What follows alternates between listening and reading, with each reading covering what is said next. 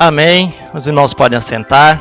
Louvado seja o nome santo do Senhor. Queremos agradecer ao Pai, porque Ele nos concede essa oportunidade de estarmos dando continuidade ao nosso trabalho de intercessão, que já começamos ontem com a primeira palestra. Hoje de manhã, irmão Carlos, com segunda palestra. Hoje nós teremos a terceira. E amanhã de manhã, então, a partir das 9 horas da manhã, o encerramento, com o irmão Carlos estará trazendo o encerramento do nosso estudo. A nossa base é uma apostila que fala sobre batalha espiritual, sobre intercessão, e o conteúdo é muito grande, né?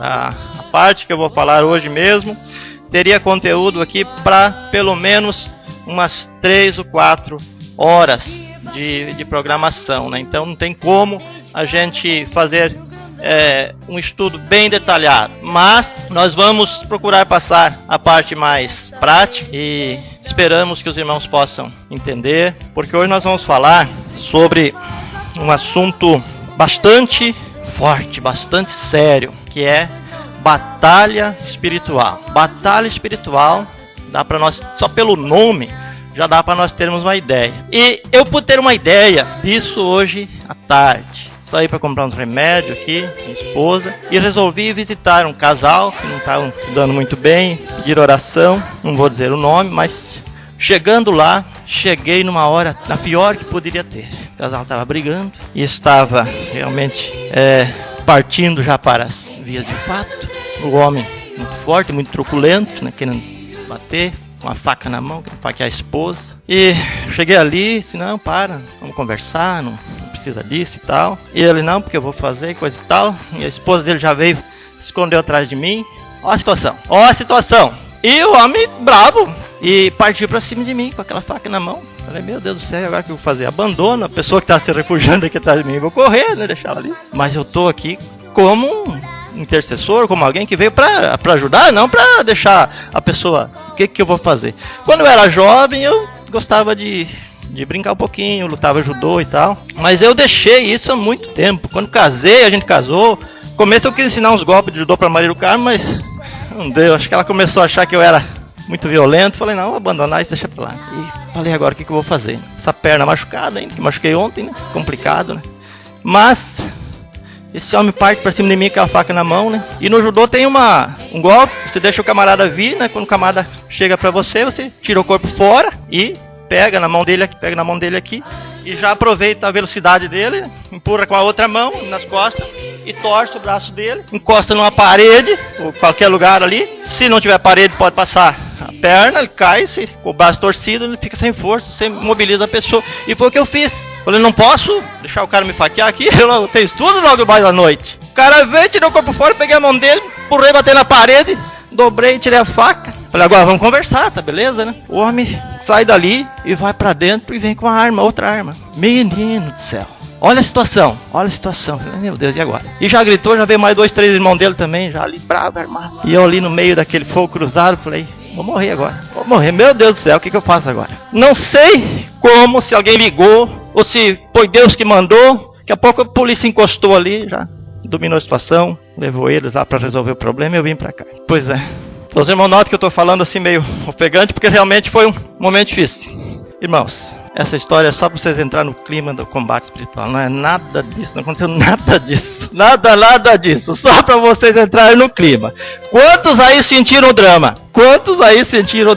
Olha a situação. Mas irmãos, na verdade, quando você se dispõe a ser um intercessor, você tem que pensar nesse quadro. Você está chegando na presença de Deus, em defesa de alguém que está sendo acuado pelo inimigo, e que o inimigo está querendo matar, porque ele veio para roubar, matar e destruir. E você pensa no lado espiritual, a batalha não é diferente não. É assim mesmo. O inimigo está sempre armado, está sempre pronto a te lançar uma cilada. Então, batalha espiritual é isto. É você chegar na presença de Deus. Você conhece ao mesmo tempo a face de Deus e a face do diabo. Esse é o caminho natural, normal do intercessor. Por isso que não se pode assumir um compromisso de intercessão assim, de qualquer forma, pois é, a gente vai lá, né? Tem que ser uma coisa séria. Intercessão é coisa séria. Aliás, todo ministério é coisa séria. Mas intercessão está na área da oração, e a oração é determinante no reino de Deus. E você precisa estar preparado. E cada vez que você assume o compromisso de orar por uma pessoa, você está se colocando nessa situação. Está colocando a pessoa atrás de você, e você vai proteger ela, e o inimigo que estava revoltado contra ela vai se revoltar contra você. Por isso, batalha espiritual. Nós vamos falar um pouquinho nesta noite sobre anjos. E até o final do estudo nós vamos entender um pouquinho essa questão aí de como é que nós nos colocamos em defesa das pessoas, em defesa das situações que surgem, e como o inimigo se volta muitas vezes contra o intercessor, e como nós somos defendidos e guardados. Há um texto na palavra do Senhor que o inimigo, vamos ver se os irmãos têm na mente aí, está ao derredor e ruge como leão. Duas coisas aqui para você memorizar. Ele está ao derredor. Isso quer dizer que entre você e ele tem um anjo do Senhor. Depois de você tem o anjo do Senhor, que é quem está destacado pelos céus para defender você. E depois do anjo, então está o inimigo ao derredor. Ele não é ao redor, ele está ao derredor. Tem um anjo que está posicionado entre você e o inimigo. Então você não está sozinho nessa batalha. Você não está sozinho nessa batalha. Tem um anjo do Senhor. E quantos anjos for preciso para assumir a tua defesa, a tua retaguarda. O inimigo está ao derredor e ele ruge como um leão. Ele não é um leão. Às vezes as pessoas dizem, o inimigo é leão. Não. Leão é Jesus. Jesus é o leão da tribo de Judá. Amém? O inimigo, ele quer imitar em tudo Jesus. Por isso ele ruge como um leão. Que na verdade ele queria ser um leão, não é. Mas ele está ao nosso derredor e ruge como um leão, procurando tragar.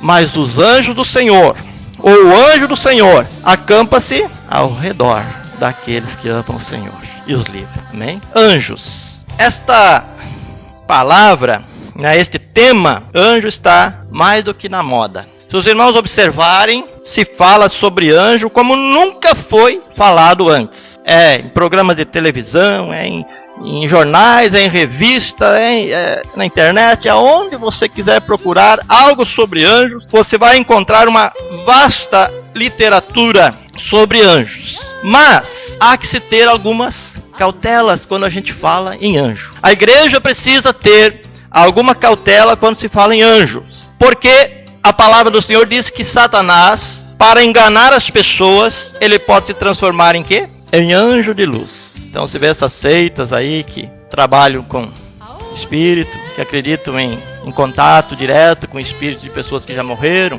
elas falam muito nessa figura, um anjo de luz, um anjo de luz. Então, para eles, anjo de luz é aquele que viveu bem, fez um trabalho bonito na terra, se redimiu dos seus pecados, então ganhou como recompensa a iluminação, se tornou um anjo de luz. Aqueles que não fizeram nada certo, que andaram tudo errado, que não purificaram a sua vida, foram castigados, se tornaram um anjo das trevas. Mais ou menos por aí é o pensamento deles. Mas a palavra de Deus não fala isso sobre anjos. Existe também nesse tema de anjos alguns equívocos nas igrejas evangélicas. Pessoas que dizem que falam com anjos, que dizem que o anjo está ali, conversa com o anjo, pergunta para o anjo se pode falar aquilo, se não pode, se deve falar ou não deve. Anjo não atua dessa forma não, porque a palavra do Senhor também é bem clara sobre isso. Há algumas coisas que os anjos fazem, há outras coisas que não. Há algumas características que são próprias dos anjos, outras que não. Por exemplo, temos um cantor assim bastante conhecido no meio evangélico, agora até não está mais muito nas paradas aí de sucesso, mas já teve bem em alta, Matos Nascimento, que em uma das músicas dele ele fala, tem anjo aqui batizando. O anjo não batiza, quem batiza é o Espírito Santo de Deus. E o Espírito Santo de Deus não é um anjo, o Espírito Santo de Deus é Deus, né? A terceira pessoa da Trindade é Deus. E só ele batiza com o Espírito Santo. Anjo não. Então tem coisas que os anjos podem fazer e estão aí para fazer, e coisas que não. A gente tem que ter um pouco de cuidado com isso, para não sermos enganados.